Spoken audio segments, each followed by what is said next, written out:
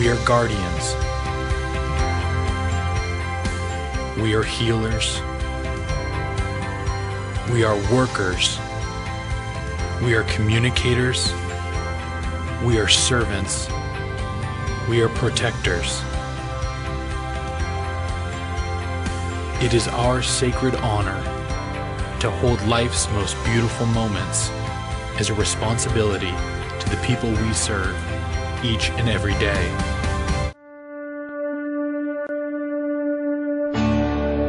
Can you lay your life down so a stranger can live? Can you take what you need, take less than you give?